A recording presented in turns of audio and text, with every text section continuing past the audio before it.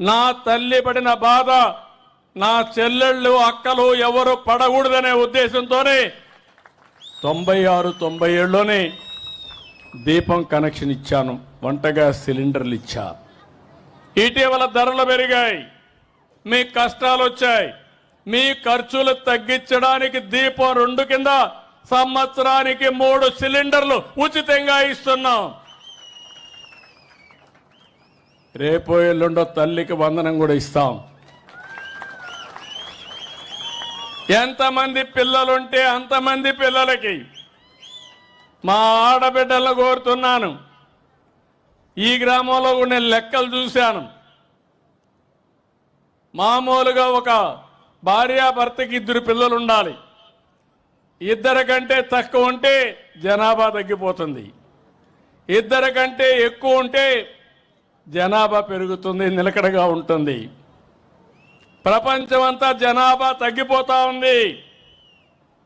ఇప్పుడు మన రాష్ట్రంలో కూడా 1.5 అంటే 1.5, 1.6కు వచ్చాం. ఇదే కానీ రేషియో కంటిన్యూ అయితే 2030-35 నుంచి జనాభా పెరగదు, తగ్గిపోతుంది. రేపు రాబోయే రోజుల్లో మీ ఊరు కూడా ఉండదు. ఆ విషయం మీరు గుర్తుపెట్టుకోవాల్సిన అవసరం ఉంది. ఎందుకంటే అగ్రిపల్లిలో జనాభా తగ్గుతూ వస్తే కొన్ని రోజుల తర్వాత పెద్ద ఊరు కాబట్టి కొన్ని రోజులు ఉంటుంది, 6-7 వేలు జనాభా ఉంది, ఏమంటే 10,000 జనాభా ఉంది, ఓటర్లు 7,000. కానీ ఒక రోజు పోయిన తర్వాత జనాభా తిరుగు ముఖం పడితే చాలా సమస్యలు వస్తాయి.